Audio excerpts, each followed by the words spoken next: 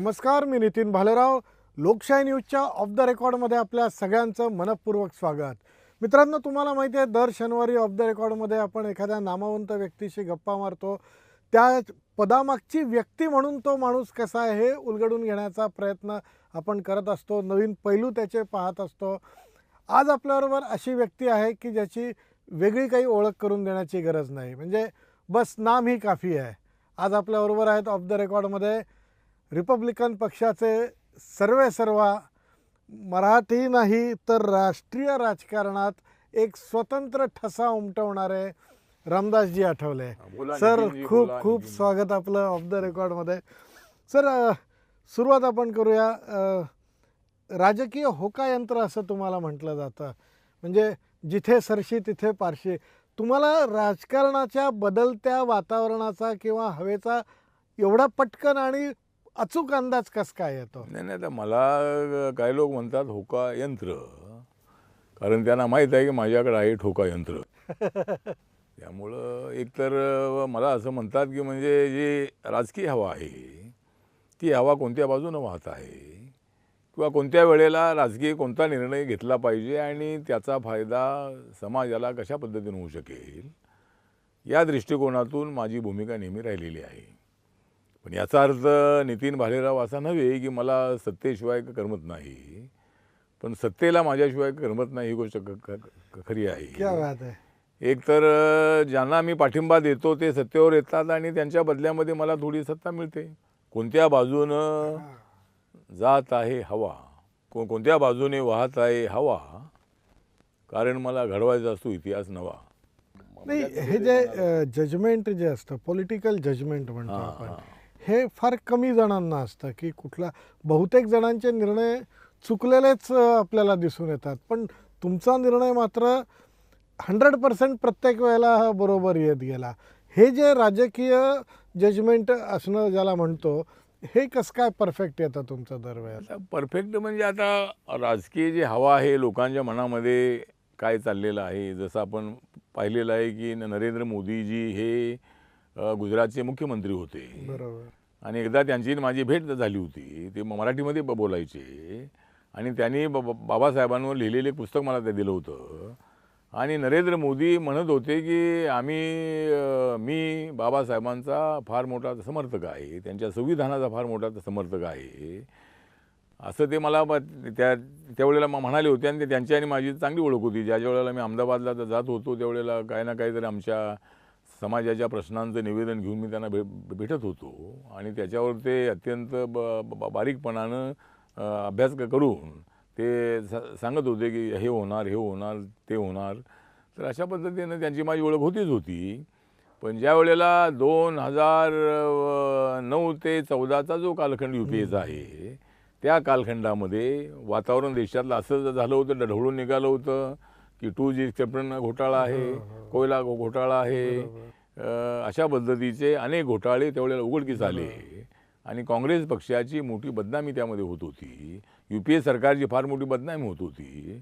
माननीय डॉक्टर मनमोहन सिंगजी अत्यंत सिन्सिअर होते, अत्यंत कसलाही डाग नसणारे अशा पद्धतीचं व्यक्तिमत्व होतं. परंतु ते व्यक्तिमत्व हे राजकारण करणारं व्यक्तिमत्व नव्हतं. ते रिझर्व्ह बँकेचे गव्हर्नर म्हणून होते आणि नंतर ते राजकारणामध्ये आले. परंतु पक्ष जो आहे तो पक्ष सांभाळण्याची त्यांच्यामध्ये म्हणजे त्यांचं ते काम नव्हतं. आणि त्यामुळे आणि नंतर मग अचानक भारतीय जनता पार्टीने माननीय लालकृष्ण अडवाणीजी हे तर होतेच होते, परंतु त्यांचं वय जे होतं ते थोडे थकत चाललेले होते. आणि त्यामुळं भारतीय जनता पार्टीने असा निर्णय घेतला की पुढचा पंतप्रधान जो आहे तो नरेंद्र मोदींना मुख्यमंत्रीपदाचा अनुभव होता, सिन्सिअरली काम करण्याच्या संबंधामधली त्यांची सवय होती, अत्यंत चाणाक्षपणे काम करण्याचं त्यांचं धाडस होतं. आणि त्यामुळं BJPने ज्या वेळेला त्यांचं नाव नक्की केलं त्यावेळेला जवळजवळ 450 सभा, रोज 4, 5, 6 सभा करून ते रोज अहमदाबादला जायचे. आणि त्यामधल्या अनेक सभांना महाराष्ट्रामध्ये UPमध्ये मी त्यांच्यासोबत होतो. तर लोकांमधला उत्साह पाहिल्यानंतर, नरेंद्र मोदींची तडाखेबाज भाषणं पाहिल्यानंतर मला नक्कीच अंदाज असा होता की काँग्रेसचं सरकार UPAचं सरकार जाणार आहे आणि हे सरकार येणार आहे. तर आपण जो त्याच्यामध्ये आता फरक एवढाच आहे की लगेच मला सगळे हवा कळली म्हणून मी तिकडे गेलो असा विषय नाही आहे. मी शिवशक्ती भीमशक्ती किंवा भाजप सेना यांच्यासोबत जाण्याचं कारण हेच होतं की मला शिर्डीमध्ये जाणीवपूर्वक हरवण्यात आलं. मी माननीय सोनिया गांधी यांच्यासोबत 40 मिनिटं चर्चा केली होती आणि मी त्यांना सांगत होतो की बाबासाहेब आंबेडकर पंडित जवाहरलाल नेहरूंच्या मंत्रिमंडळामध्ये 2 वेळेला मंत्री होते आणि त्यानंतर रिपब्लिकन पक्षाला कधीही काँग्रेस पक्षाकडून किंवा ज्यांची सत्ता आली त्यांच्याकडून RPIला मंत्रिपद मिळालेलं नाही. त्यामुळं आता मी निवडून आलेलो आहे पंढरपूरमध्ये, तर मला मंत्रिमंडळामध्ये जर संधी द्या. तर त्या म्हणाल्या की तुम्ही आमच्यासोबत आलं पाहिजे. मी म्हणालो मी तो तुमच्यासोबतच आहे. त्या म्हणाले की नाही आपण शरद पवारांच्या सोबत आहात. तर मी बोललो 99च्या निवडणुकीमध्ये मी शरद पवारांच्या सोबत होतो, पण 2004च्या लोकसभा निवडणुकीमध्ये सोनिया गांधी शरद पवार एकत्र आले आणि मी सुद्धा त्यांच्यासोबत आलो आणि आपल्या तिघांचा जो अलायन्स आहे तो अलायन्स या महाराष्ट्रामध्ये ते देशामध्ये होता. तर त्यामुळं मी त्यांच्यासोबत आहे असं म्हणता येणार नाही. मी तर दोघांच्या सोबत होतो. माझा पाठिंबा काँग्रेसच्या कॅन्डिडेटला होता आणि राष्ट्रवादी काँग्रेसच्या कॅन्डिडेटला होता. त्यामुळं मला ते शरद पवारांचा म्हणून माझं मंत्रिपद हिसकावून घेण्याचा प्रयत्न करणं बरोबर नाही. तर त्या म्हणाल्या की नाही ते तुम्ही शरद पवारांच्याकडून घ्या. आणि पवारसाहेबांचे 9 लोक निवडून आले होते आणि त्या 9 लोकांमध्ये मी तर 10वा होतो. तर मी तर RPIचा होतो. तर त्या 9 लोकांमध्ये त्यांनी त्यांचे 3 मंत्री बनवले. सूर्यकांत पाटीलना बनवलं, प्रफुल्ल पटेलना बनवलं आणि पवारसाहेब बनले. तर त्या काळामध्ये मला 5 वर्ष मंत्री बनवलं नाही. पवारसाहेब म्हणायचे की आता आमचा एकच गडी राहिलेला आहे, परंतु त्या 5ही वर्षामध्ये मला मंत्री बनवण्यात आलं नाही. त्यामुळे मी नाराज होतो आणि मग मी आपल्याला माहीत आहे की मग शिवशक्ती भीमशक्तीच्या प्रयोगाला अनेकांनी पाठिंबा दिल्यानंतर कार्यकर्त्यांच्या मनामध्ये सुद्धा काँग्रेसच्या विरोधामध्ये थोडा काँग्रेस राष्ट्रवादीच्या विरोधामध्ये तीव्र भावना होती आणि म्हणून मग यांना हरवण्यासाठी आपण भाजप सेनेसोबत जायला पाहिजे म्हणून मी निर्णय घेतला होता. मी काय आपण जे म्हणताय त्याप्रमाणे लगेच मला उद्या सत्ता तिथं जाऊन मिळणार आहे म्हणून मी त्यांच्यासोबत जातोय असंही नाही आहे. राजकारणामध्ये कोण उद्या निवडून नक्की येणार आहे, सगळेच म्हणतात आम्ही निवडून येणार आहे, पण नक्की कोण निवडून येणार आहे ते बॅलेट नंतरच आपल्या लक्षामध्ये येतं. 5 वर्ष तुम्ही काँग्रेस राष्ट्रवादी बरोबर केंद्रात होतात, पण तुम्हाला मंत्रिपद नाकारण्यात आलं. एवढंच नाही तर आम्ही असं हे ऐकतोय की तुमचा जो बंगला होता तो सुद्धा जबरदस्तीनं खाली करून घेण्यात आला. तर हे शल्य कायमचं राहील का तुम्हाला? तर आता हे शल्य जे आहे ते कारण मी पाहिलेलं आहे की मी राजकारणामध्ये अनेक वर्ष आहे आणि ज्यावेळेला मी दलित पॅन्थर्स ऑफ इंडियाचं काम करत होतो त्यावेळेला मी दिल्लीला अनेक वेळेला जात होतो आणि महाराष्ट्रातून निवडून आलेल्या खासदारांच्या बंगल्यावर आम्ही राहायचो. तर आता माझा जो बंगला होता 8A लोधी इस्टेट खान मार्केटच्या समोर तो बंगला होता. जवळजवळ 12 वर्षे मी 3 वेळेला 98मध्ये 99मध्ये 2004मध्ये असं 3 वेळेला मी लोकसभेत निवडून आलो होतो. तर मी शिर्डीमध्ये 2009मध्ये हरल्यानंतर मग आपण जर पाहिलं त्या दिल्लीचे बंगले पाहिले तर काँग्रेस पक्षाचे अनेक वेळेला हरलेले लोकांना बंगले आहेत. हरला तरी त्याच्याकडे बंगला आहे, कोणी भाडं भरत नाही, कोणी काही नाही. पण माझा 3 महिन्यामध्ये बंगला जो आहे हा खाली करणं तर ठीक आहे, पण माझ्या बंगल्याचं जे लॉक आहे ते काढून माझ्या कपाट सगळी खोलून बाबासाहेबांची पुस्तकं, बुद्धाच्या मूर्त्या, बाबासाहेबांचे फोटो, माझे सगळे कपडे हे सगळे त्या बंगल्याच्या बाहेर आणून टाकण्यात आले आणि बंगल्याला लॉक लावून तो बंगला ताब्यात घेण्यात आला. त्याच वेळेला मनामध्ये मी खूनबाट बांधली की ज्या काँग्रेस पक्षाने माझं सामान बाहेर काढलेलं आहे त्या काँग्रेस पक्षाला आम्ही सत्तेतून बाहेर काढल्याशिवाय राहणार नाही अशी प्रतिज्ञा मी केली आणि मी ताकदीनं मी भाजप सेनेच्या पाठीमागं मी उभा राहिलो आणि मी करून दाखवलं. म्हणजे आता ज्या वेळेला तुम्हाला मोदींनी मंत्रिमंडळात घेतलं, तुम्ही मागणी केली होती मंत्रिपदाची का त्यांनी स्वतःहून ऑफर दिली नाही, होती? मी काय मंत्रिपदाची मागणी केली नव्हती. कारण मी ज्या वेळेला शिवसेना भाजप सोबत आलो त्यावेळेला प्रचारामध्ये सगळे भाजपचे लोक, शिवसेने लोकच सांगत होते की आठवलेंना मंत्री करणार, आठवलेंना मंत्री करणार. ते आमचं सरकार आल्यानंतर काँग्रेसने मात्र त्यांना मंत्री केलं नाही, त्यांचं सामान बाहेर काढलं.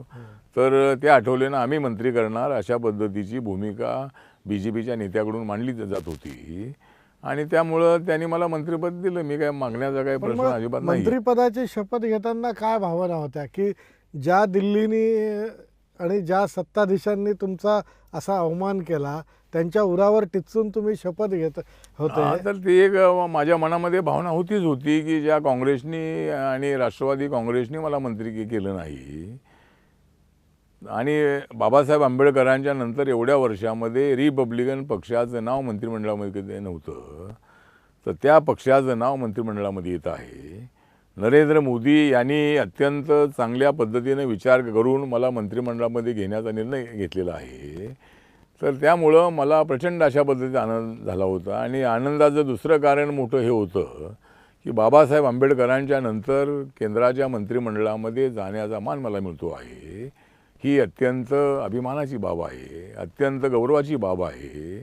आणि बाबासाहेब आंबेडकर ज्या दिल्लीमध्ये राहिले त्या दिल्लीमध्ये राहण्याची मला आता संधी मिळत आहे मंत्री म्हणून. बाबासाहेब मंत्र्याच्या बंगल्यात राहिले, मलासुद्धा आता मंत्र्याच्या बंगल्यात राहण्याची संधी मिळणार आहे आणि बाबासाहेबांचं स्वप्न साकार करण्यासाठी मला आता ताकद मिळणार आहे. तो सर्वसामान्य माणूस आहे, त्या माणसाची नोकरी आहे, त्याची बदली आहे, त्याच्या जमिनीचा प्रश्न आहे, त्याच्यावरच्या अत्याचाराचा प्रश्न आहे, त्याचा उद्योगाचा प्रश्न आहे, अशा पद्धतीचे त्याचा प्रमोशनचा प्रश्न आहे. तर अशा पद्धतीचे अनेक प्रश्न जे आहेत, तुम्ही जर नितीन भालेरावजी जर आपण चौकशी केली तर दिल्लीमध्ये कुठल्याही मंत्र्यापेक्षा सर्वात जास्त गर्दी मी राज्यमंत्री असताना सुद्धा माझ्या ऑफिसमध्ये आणि बंगल्यामध्ये सर्वात जास्त गर्दी असते. मी सकाळी 10-10:30 वाजता मंत्रालयामध्ये गेलो की जवळजवळ 3-4 वाजेपर्यंत मी लोकांना भेटतो. तेवढ्याला 2-3 लोकांना मी भेटलेलो असतो. नंतर मी जेवायला बंगल्यावर जातो, नंतर पुन्हा 5-5:30ला पुन्हा मी माझ्या ऑफिसमध्ये येतो आणि रात्री 9 वाजेपर्यंत 9:30 वाजेपर्यंत मी ऑफिसमध्ये बसतो. त्यानंतर मग मी बंगल्यावर जातो आणि बंगल्यावरसुद्धा 5-50-100 लोकांची गर्दी त्या ठिकाणी असते. मग पक्षाची चर्चा आहे, कुणी आसामवरून आलेलं असतं, कुणी त्रिपुरावरून आलेलं असतं, कुणी कलकत्त्यावरून आलेलं असतं, कुणी हैदराबाद, बेंगलोर, कुणी महाराष्ट्रातून आलेलं असतं, राजस्थानमधून आलेलं असतं. तर अशा पद्धतीने माझं काम चाललेलं आहे. तर म्हणजे मॅक्झिमम लोकांना मंत्रिपदाचा फायदा हा आहे. मला आनंद आहे की मी लोकांमध्ये आता भेटत असताना मला कोरोना झाला. मी corona go corona go go corona go कोरोनाचा नारा दिला होता मी. तुमच्या स्लोगन्स होत्या. हां, तर तो जो नारा होता तो सगळ्या जगभरामध्ये गेला. माझा जो आवाज आहे तो माझा आवाज म्हणजे या देशाचा आवाज, भारताचा आवाज. भारतातून गो कोरोनाचा नारा दिला जातोय आणि तो माझ्याकडून दिला जातोय. तर अशा पद्धतीच्या ज्या अनेक ठिकाणी गाण्यामध्ये, इंग्लिश गाण्यामध्ये, हिंदी गाण्यामध्ये माझा आवाज त्या ठिकाणी आहे. बाहुबली चित्रपटामध्ये सुद्धा माझा चेहरा दाखवतात, गो कोरोना गो गो कोरोना वगैरे. तर मी 20 फेब्रुवारीला गेटवे ऑफ इंडियाच्या समोर एक मार्च काढला होता आणि त्यावेळेला चायनाचे अँबॅसेडर मुंबईतले त्यांना बोलवलं होतं. त्यावेळेला काही चायनाने आपला वाद नव्हता. तर ते त्या कार्यक्रमात होते आणि आम्ही या कॅन्डल मार्च काढला होता आणि तो मार्च काढत असताना मी go corona go corona corona go corona go अशा पद्धतीच्या मी घोषणा त्या दिल्या होत्या. पण आता मी गो कोरोना म्हटल्यामुळं कदाचित कोरोनाला फारच राग आलेला असावा आणि नंतर तो पुन्हा माझ्या पाठीमागे लागला आणि मी जवळजवळ नितीन 11 दिवस ॲडमिट होतो. मी काही सहजासहजी कधी आजारी पडत नाही आहे. पण जरी मला कोरोना झालेला असला तरी मी कोरोनाला अजिबात भ्यालो नाही. उलट कोरोना मला भेला आणि तो निघून गेला. याच याच्याने मला अजून एक विचारायचं आहे की यापूर्वीसुद्धा ज्या वेळेला अमेरिकेत जॉर्ज बुश हे त्यांचे प्रेसिडेंट होते त्यावेळेला तुम्ही त्यांना ईमेल पाठवून त्यांच्या रिपब्लिकन पक्षाचं एक वर्ल्ड वाईड जागतिक स्वरूपाचं अधिवेशन होतं आणि त्याच्यात तुम्हाला त्यांनी बोलवलं नव्हतं, तर तुम्ही त्यांचा निषेध केल्याचं आम्ही त्यावेळेला बातम्यांमध्ये हे केलं होतं. नाही, काय नेमकं हे नाही, होतं? निषेध वगैरे नाही, पण नाराजी म्हणजे आता माझं म्हणणं असं होतं की तुमचा पक्ष रिपब्लिकन पार्टी ऑफ अमेरिका आहे, म्हणजे नाव फक्त रिपब्लिकन बरोबर, पार्टी आहे, बरोबर. पण Republican party of America. America, आणि आमचा पक्ष रिपब्लिकन पार्टी ऑफ इंडिया. मग दोघांच्या पक्षाचं नाव जर एकच आहे तर एखादा पाहुणा म्हणून बोलवायला काही हरकत नाही. त्यामुळं मी तशा पद्धतीचं ईमेल त्यांना पाठवलेला होता. ज्यावेळेला ट्रम्प निवडून आले होते रिपब्लिकन पक्षाचे, त्यावेळेला आपण त्यांना ईमेल पाठवून त्यांचं आपण स्वागत केलेलं होतं. आणि मी हे तर सांगितलं होतं की तुम्ही रिपब्लिकन पार्टीच्या वतीनं तुम्ही अमेरिकेचे अध्यक्ष असाल, रिपब्लिकन पक्षाचे तुम्ही तिथले अध्यक्ष आहात, पण मी इंडियामधला रिपब्लिकन पक्षाचा अध्यक्ष आहे. आणि एक दिवस रिपब्लिकन पार्टी ऑफ इंडियाचे अध्यक्ष ट्रम्प यांना जाऊन भेटतील. पण आता मी त्यांना भेटण्याच्या अगोदरच त्यांची सत्ता गेलेली आहे. तर ठीक आहे, तर पण त्यांची पार्टी तर आहेच आहे. कधी आपण अमेरिकेला काय गेलो तर आपण नक्की त्यांना आपण भेटणार आहोत.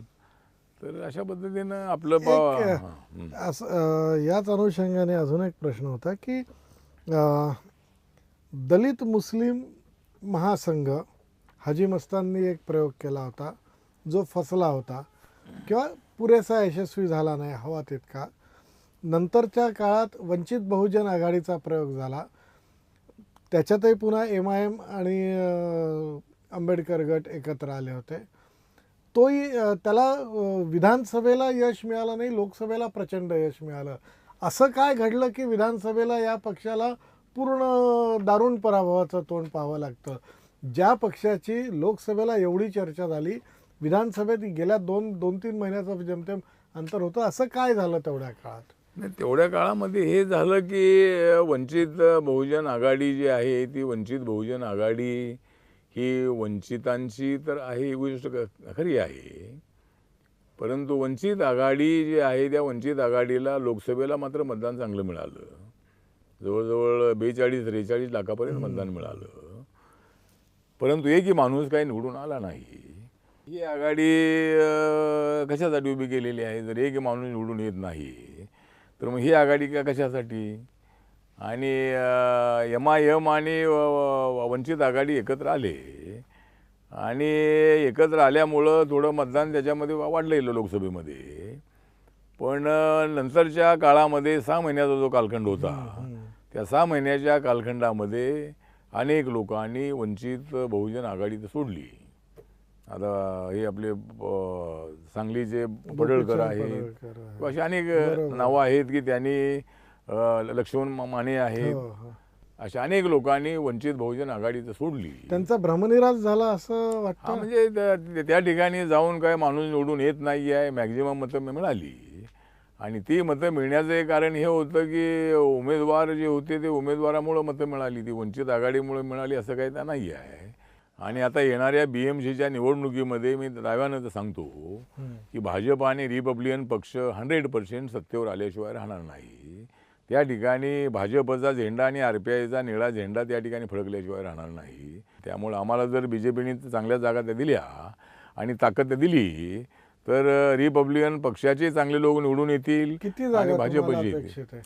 आता आम्हाला अपेक्षित आहेत, आता ज्या 227 जागा आहेत त्याच्यामध्ये एक 30-35 तरी जागा RPIला मिळाव्यात. आणि त्याच्यामध्ये जो मुस्लिम समाजाचा बेल्ट आहे त्या मुस्लिम समाजाच्या बेल्टमध्ये काही BJPला फारशी मतं मिळत नाही आहेत.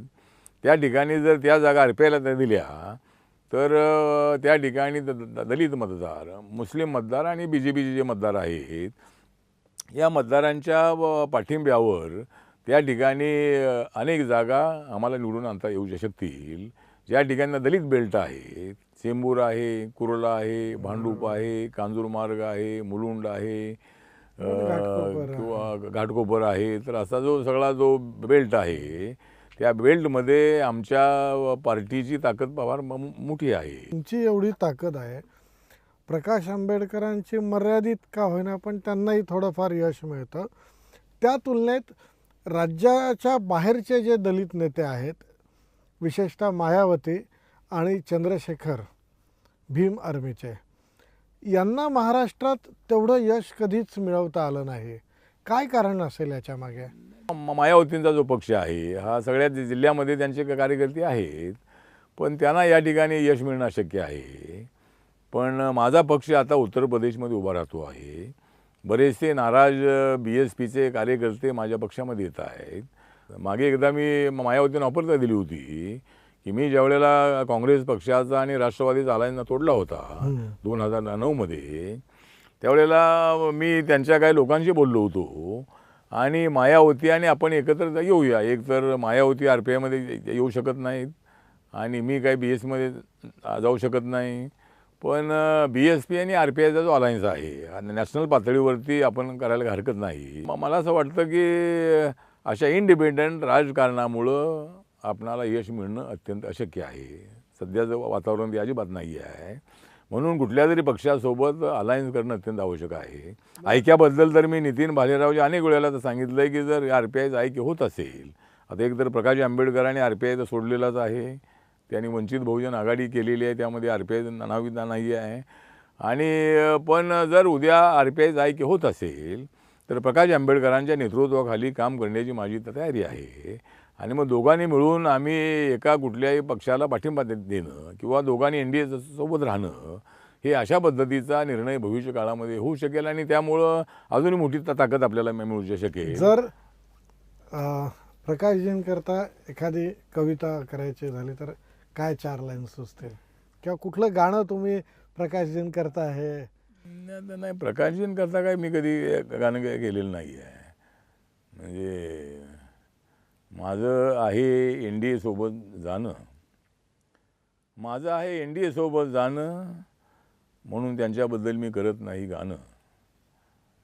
तर गाण्याचा विषय नाही आहे, तो काय गाणी करण्याचा विषय नाही आहे. पण ठीक आहे, त्यांच्याबद्दल ते बाबासाहेबांचे नातू असल्यामुळं आम्हाला आदर आहे. ते एक इंडिपेंडंट राजकारणी आहेत आणि मी मात्र तेवढा सक्षम हा राजकारणी नाही. मी सिंपल माणूस आहे, पण ते मात्र कसलेले अशा पद्धतीचे राजकारणी आहेत.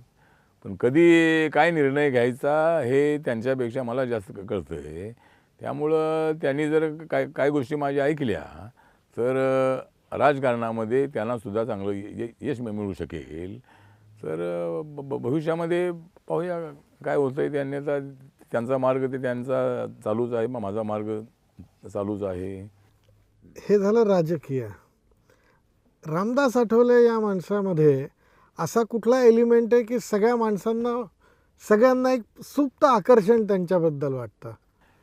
नाही, आता माझ्याबद्दल आकर्षण आता एकतर पार्लमेंटमध्ये किंवा जाहीर सभांमध्ये यमक जुळवून आपली छोटीशी चारोळी करायची, अशा पद्धतीची मला दलित पॅन्थर ऑफ इंडियाच्या काळापासून मला तर सवय आहे. कारण सभेमध्ये बसल्या बसल्या मी 4 ओळी मी अशा लिहितो की त्या लोकांच्या समोर ते शब्द आल्याबरोबर लोकांमधून उत्स्फूर्त अशा पद्धतीच्या टाळ्या शिट्ट्या मला ऐकायला मिळायच्या. आणि त्यामुळं मला काही तशा कवितेचं पुस्तक काढण्यासाठी कविता लिहावी असं कधी वाटलं नाही. एखादं आपलं पुस्तक आलं पाहिजे आणि मला कवी म्हणून लोकांच्या समोर यायचं आहे असं काही कधी मला वाटलं नाही. पण मला अभिमान या गोष्टीचा आहे की माननीय नरेंद्र मोदीजी जर मला भेटले तर हात मिळवताना मला म्हणतात तुम्ही कविराज आहात. त्यामुळं पुस्तकातल्या कवीपेक्षा माणसांच्या मनातला जो कवी आहे हा कवी म्हणून माझी ओळख आहे. आणि जशा सभेमध्ये मला उत्स्फूर्त प्रतिसाद मिळायचा तसा पार्लमेंटमध्ये 98मध्ये गेल्यापासून त्या ठिकाणी माझा भाषणाला मी उभा राहिलो की सगळं हाऊस कीप क्वाईट असायचं. आणि मी आता कोणती कविता करणार आहे, मी आता कुणावर काय टीका करणार आहे, आणि खुसखुशीत भाषेमध्ये टीका करणं, एकदम अटॅक कुणावरती न करता, कुणाचा अवमान होणार नाही, पण त्याला कळेल अशा पद्धतीच्या शब्दामध्ये माझी भूमिका मांडण्याचा प्रयत्न आपण अनेक वेळा करत आलेलो आहोत. आपण एखाद्या 4 शब्द टाकले त्यामध्ये बोललो तर पार्लमेंटमध्ये उत्स्फूर्त अशा पद्धतीचा टाळ्या कडाडून अशा पद्धतीचा हशा एकदम जसं आता सर्वात जास्त दाद कोण देतं तुमच्या भाषणाला? सगळ्यात राहुल गांधी, सोनिया गांधी का भाजप खासदार? नाही म्हणजे सगळे दाद देतात. म्हणजे आता भाजपवाले जे जास्त दाद देतात, पण काँग्रेसकडून ही त्याला दाद मिळते, अपोजिशनकडून दाद मिळते. आणि नरेंद्र मोदी जर त्या वेळेला उपस्थित असतील तर त्यांच्याकडून तर मोठ्या प्रमाणामध्ये दाद मिळते. एक रॅपिड राऊंड असतो, एक 7-8 प्रश्न असतात, चालेल चालेल. त्याचे एका वाक्यात उत्तरं द्यायचे. ऑप्शन एक कंपल्सरी असतो. हां चालेल. लोकसभा की राज्यसभा? नाही, लोकसभा की राज्यसभा, एक तर आवडीची माझी लोकसभा आहे. पण लोकसभेत 3 वेळेला राहिल्यामुळे नंतर मी राज्यसभेत आलो. पण आता लोकसभा की राज्यसभा विचाराल तर लोकसभा. अच्छा. शरद पवार की नरेंद्र मोदी? नरेंद्र मोदी. उद्धव ठाकरे का बाळासाहेब ठाकरे? हां, उद्धव ठाकरे का बाळासाहेब ठाकरे? बाळासाहेब ठाकरे. काय कारण? कारण शिवशक्ती भीमशक्तीचा प्रयोग त्यांच्या माध्यमातून झाला, त्यामुळं. आणि पण मग तोच प्रयोग तुम्ही उद्धव ठाकरेंना नाही ऑफर दिले, शिवशक्ती आणि भीमशक्तीच्या प्रयोगाची? नाही, त्यांना ऑफर दिली ना. आम्ही अजूनही ऑफर दिलेली आहे की माननीय उद्धव ठाकरे यांनी अजूनही निर्णय बदलावा आणि भाजपसोबत त्यांनी ते यावं. त्यांनी 2 वर्ष मुख्यमंत्री राहावं, बाकी 3 वर्ष मुख्यमंत्रीपद देवेंद्र फडणवीसांना द्यावं, अशा पद्धतीचा आपली भावना आहे. म्हणजे काय करायचं तो अधिकार हा माननीय उद्धव ठाकरेंचा आहे. पण ते आता काँग्रेस राष्ट्रवादीच्या चक्रव्यूहामध्ये अडकलेले आहेत. ते काँग्रेस राष्ट्रवादीच्या चक्रव्यूहात अडकले आहेत. त्यामुळं भाजपवाले आणि आरपीवाले भडकले आहेत. क्या बात आहे. त्यामुळं तर ते आता त्याच्यातून आता चक्रव्यूहातून बाहेर कसे पडतील सांगता येत नाही आहे. पण आता काँग्रेस राष्ट्रवादीला या निमित्तानं का असेना सत्ता मिळालेली आहे, त्यामुळं ते लवकर सोडतील असं वाटत नाही. पण त्यांच्यामधला जो ताळमेळ आहे तो ठीक दिसत नसल्यामुळं हे सरकार फार काळ टिकेल असं वाटत नाही. आणि आम्हाला काय त्या सरकार पाडायचं नाही आहे. पण सरकार पडलंच तर आम्ही सरकार बनवल्याशिवाय राहणार नाही. मुंबई की दिल्ली? दिल्ली. नाही, हां, मुंबई की दिल्ली म्हणजे आता मी दिल्लीच्या राजकारणामध्ये आहे. त्यामुळे मला ज्या वेळेला देवेंद्र फडणवीस मुख्यमंत्री झाले 6.5 वर्षापूर्वी, त्यावेळेला त्यांच्याकडूनही मला प्रस्ताव होता की तुम्हाला कुठलंही खातं महाराष्ट्रातलं की कॅबिनेट मंत्रिपद द्यायला तयार आहे. पण मी त्यांना सांगितलं की मी मुंबईच्या मंत्रिमंडळामध्ये राहिलेलो आहे, त्यामुळं दिल्लीच्या मंत्रिमंडळात जाण्याचं माझं स्वप्न आहे. त्यामुळं मला दिल्लीमध्ये ठेवा, आणि मला दिल्लीमध्ये मंत्रिपद मिळालेलं आहे. अच्छा. राजकारण आवडतं का स्वतःमधला कलावंत जगवणं आवडलं असतं?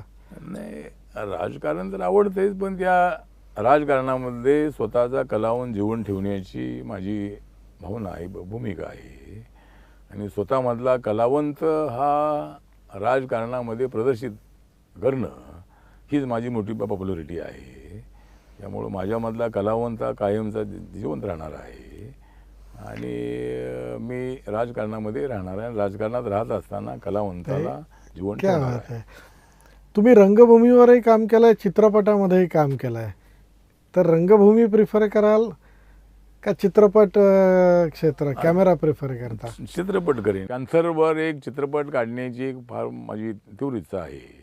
हे पॅन्थरचं जे कॅरेक्टर आहे, पॅन्थर हा कोणाची कळ काढत नाही, पण त्याची कळ काढली तर तो नरडीचा घोट घेतो, एकदम त्याच्यावर जम मारतो आणि नरडीचा घोट घेतो. आणि पॅन्थरला जास्त मांसखाणं आवडत नाही, त्याला रक्तपिणं आवडतं. तर त्यामुळं एक पॅन्थरवर एक बाबासाहेबांच्या विचाराचा पॅन्थर, शांततेच्या दिशेनं जाणारा पॅन्थर, मनात विद्रोह पेटलेला आहे, पण तो पेटलेला विद्रोह दुसऱ्यांना पेटवत न जाता तो पेटलेल्यांना विझवत तो पुढं जाणार आहे. तर अशा पद्धतीच्या पॅन्थरवर एक चित्रपट काढण्याचा आमचा प्रयत्न आहे. मी नागनाथ मंजुळे यांच्याशी बोललेलो आहे, अनेक साहित्यिकांशी बोललेलो या आहे. चित्रपटात तुम्हाला कुठला रोल करायला आवडेल? आता मी बघूया मी रोल करायचा की नाही, परंतु ठीक आहे बघूया. जसं मी शिवाजी बोलतोय अशा पद्धतीचा जसा चित्रपट आहे, तर त्याच्यामध्ये जरी भूमिका नसली तरी मध्ये मध्ये पॅन्थरची भूमिका काय आहे हे सांगणारं जे कॅरेक्टर आहे ते एखादं कॅरेक्टर त्याच्यामध्ये मी करेन. परंतु एक पॅन्थर हा चित्रपट एक आला पाहिजे. अमेरिकेमधल्या ब्लॅक पॅन्थरची प्रेरणा घेऊन स्थापन झालेली दलित पॅन्थर, आणि त्यानंतर माझ्या हातामध्ये पॅन्थर आल्यानंतर त्याचं रूपांतर झालेलं भारतीय दलित पॅन्थर. आणि हा पॅन्थर जो आहे हा डेमोक्रेटिक पॅन्थर आहे, हा नक्षलवादी पॅन्थर नाही, हा माओवादी पॅन्थर नाही, हा आतंकवादी पॅन्थर नाही. हा पॅन्थर हा डेमोक्रेटिक दिशेनं जाणारा पॅन्थर आहे. तर अशा पद्धतीचं कॅरेक्टर घेऊन हा चित्रपट आम्हाला करायचा आहे. तर लवकरच आम्ही त्यासाठी प्रयत्न करतो आहोत. हे होते रामदासजी आठवले. पुढच्या काळात म्हणजे पुढचे 10 वर्षसुद्धा भाजपच सत्तेवर राहील हे सांगायला तर विसरत नाही. पण त्याचबरोबर राजकारणात असतानाही स्वतःमधला कलावंत हा जिवंत ठेवून आंबेडकरी जनतेचं नुसतं मनोरंजन नाही तर प्रबोधन करण्याकडे त्यांचा भर असतो. आणि आता त्यांचा ब्लॅक पॅन्थर कदाचित आपल्याला मोठ्या पडद्यावर पाहायला मिळेल. तुमच्या या प्रकल्पासाठी आमच्या खूप खूप शुभेच्छा. थँक्यू. आणि ऑफ द रेकॉर्डमध्ये आल्याबद्दल आपलं मनापासून आभार. थँक्यू. धन्यवाद.